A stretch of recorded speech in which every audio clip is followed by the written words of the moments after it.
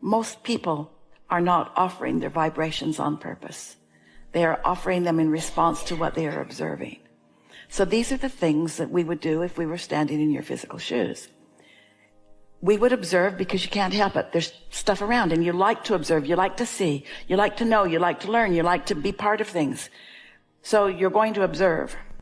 We would get out ahead of it by deciding as we walk into a segment, I'm going to look for what I want to see today, no matter where I'm going, no matter what I'm doing, no matter who I'm doing it with. It's my dominant intent to look for what feels good when I feast my eyes upon it. Because that means my inner being and I are on the same vibrational wavelength. That means that what my inner being has gathered on my behalf, I have access to. First, we would start with this statement to ourselves. The law of attraction is in effect. I am not putting it into effect, and I'm not working the law of attraction. Actually, the law of attraction is responding to me. So in order to receive beneficial response from the law of attraction, I've got to be offering beneficial vibrations. And how do I know that I'm offering a beneficial to myself, my self-interest vibration? It feels good when I offer it. It's either fun or interesting or fascinating or exciting or loving or appreciative. It feels really good. So when I am feeling good, now I'm entering the energy field of attraction, and I'm entering it with deliberately activated marbles that will attract to me things that will please me as they manifest. And it is a sure thing that they will manifest, and it's a sure thing that they will please me as they manifest. They might surprise me while they're delighting me, because it might be a bigger, more accurate, more all-inclusive creation than I even knew that I had set into motion. My capacity to allow is what's growing. My capacity to allow myself the blessings and creations that I've asked for. That's the stance that we would take. If we were you, that's what we'd leave this room reminding ourselves. The law of attraction is on all the time. And I enter the field where it is, just like I enter the gravity field where it is. And the law of attraction responds to me in perfection every time. And it reflects back to me. It brings more to me, just like what I've got active. So if I'm running around ornery, I'm getting ornerier. Most people have a kind of mixed bag, so to speak. You're happy, you're sad, you're worried, you're not. You're all over the place. You are conditional creators. You're conditional lovers, because you wait for the condition, and most people offer most of their vibration in response to what they are observing. So you want to be better selective sifters. Like if you turn on the news and you feel like you should, because you want to be a responsible citizen, you want to know what's going on. So you turn it on because you want to be informed, whatever. And it feels terrible to you. That means that your inner being isn't telling you to turn it off. It means that your inner being is seeing what you're seeing from a different vantage point. Now, let's carry this out. Your inner being is not already deciding for you what you should do. Your inner being is in alignment with what you have already decided that you want. So the purest form of your decisions are what your inner being is holding. And everyone has an inner being. And so it's true for everyone. And the law of attraction is sorting this out. I'm going to care about how I feel. And when I don't feel good, I'm going to know that I'm attracting something that I don't want. And I'm going to know that my inner being isn't in on this. So it won't be a really monumental attraction. We want to say to you, when you hook up with your inner being, one who's connected like that is more powerful than millions who are not. But most of the world is running around with puny, paltry attraction, and then just bickering with each other over the spoils of what they are disallowing each other, what they are disallowing of themselves, and blaming on each other. Everything that everyone wants is in this vibrational reality. and all of it is possible. And if, as humans, you'd stop bickering over what should be allowed to be created and just mind your own business and create what you want, then you wouldn't deprive yourself of creating what you want by being mad about what that one's creating. And in what humans want to call a perfect world, everyone would get what they want. But we want to say it's already a perfect world because nobody can mess up your life. Nobody. Now we know this is a particularly hard time to hear that because it feels like there's a whole lot of assertion going on. A whole lot of people walking into a whole lot of places and doing a whole lot of things to a whole lot of people. But it couldn't be happening if there were not a vibrational expectation. So many people are being scared by so many people about their well-being. They're not walking around feeling free and safe. They're walking around feeling scared. So no one can say it's not part of their point of attraction. We're not saying they got it on purpose, and we're not saying that somebody else didn't influence it. You are all influencing whatever it is that you are offering. That's why you come as teachers. You come to align with wanted and show through the clarity of your example how to live what's wanted. And when someone wants to know how you got that, you can then explain it to them. But it's a big world that wants you to choose a side. You're either for us or against us, they say, about so many things. And we say anybody who's against anything is depriving themselves of what they're for. It's just the way that it works. We want you to look into the world and see what's going on, and we want you to briefly, and we mean briefly, Esther, we mean briefer than you're doing it, Esther. Have your step one moment and know what you don't want and what you cannot stand and what you cannot stand. Have your fit and have your moment of hate and despair about it, but don't live in it.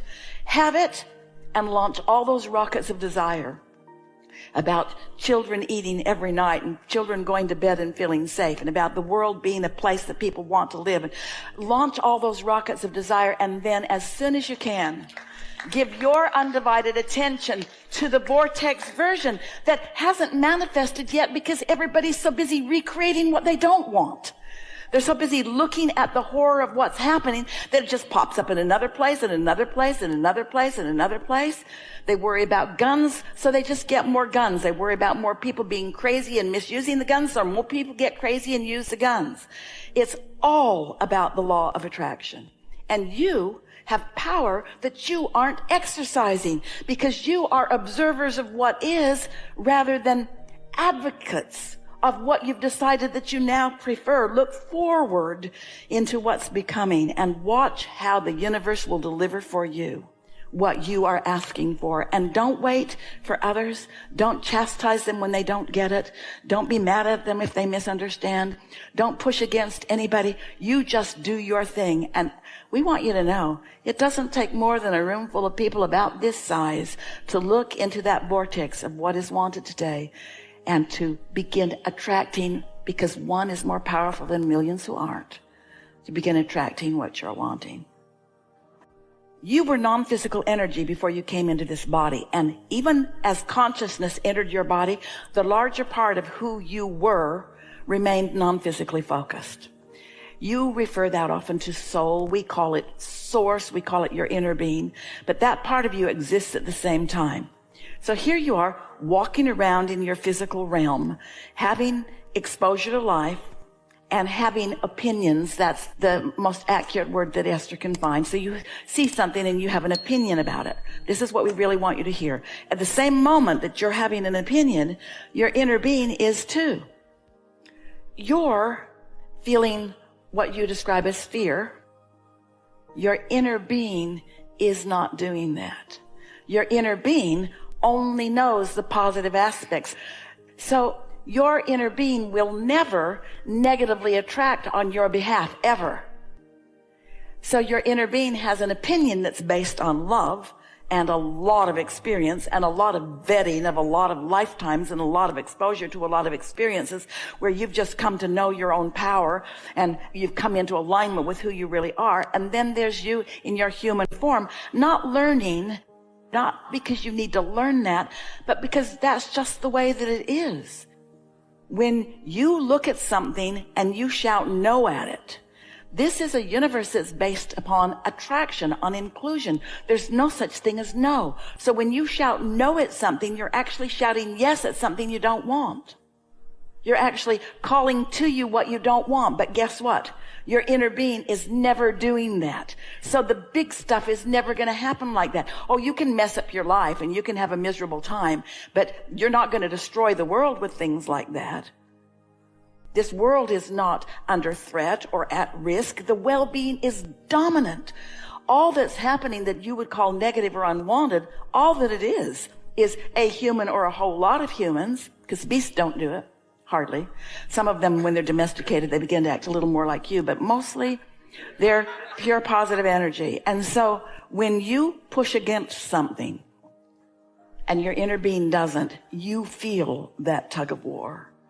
You feel it in yourself. And so what's gone wrong? If you want to say something's gone wrong, you've used this thing that you have observed, that you've concluded that you don't want, and that's fine, because when you know what you don't want, you know what you do want. When you know what you don't want, your inner being really knows what you do want, and your inner being will never join you in what you don't want after you've defined what you do want. And so your opinion that makes you feel bad is because your inner being is looking at exactly the same situation from its point of view of love. Now, we want to carry that a little further. Think about this. Everyone you know, everyone who has been in physical form that you've known, you're dearly not so departed.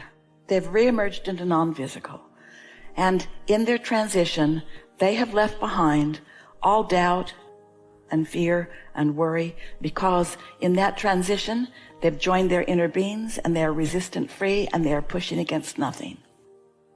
And they know you. It's not that they remember you, because relationships are eternal. So they're focused with you right here and right now, your inner beings and all those dearly not so departed. When you choose to really focus on what you don't want, and you decide to beat the drum of that, to join the protest rather than the advocates, to push hard against something rather than identify what it means that you want and then think about that, you pinch yourself off from all of that. Those emotions feel like loneliness. They feel like fear. They feel like absence. They feel like unwanted, because you're holding yourself apart from everything that you really are and everything that you really want. Not one other person on the planet has to know this and behave anything like what we are encouraging here for you to live happily ever after. Because you have the capacity within yourself to do such a good job of selectively sifting, or such a good job of giving others the benefit of the doubt. Do you know, when you give someone the benefit of the doubt, you're the one who receives the first benefit. You're the one that receives the first win, because you align with who you are and you have all of this clarity. That's where the creative ideas come from. That's where the solutions come from. That's where the problems are solved. And it happens generationally. After a while, the old ornery ones peter out, they die, and they don't keep active all that stuff that they've worried about. And so in time, the old complaints, and we don't want to use the word memory because it's not about memory. It's the old activation is just not active in the generations once enough generations have passed. But you don't have to wait for generations to pass. You heard enough here today that if you could walk out of this room with these things on your mind,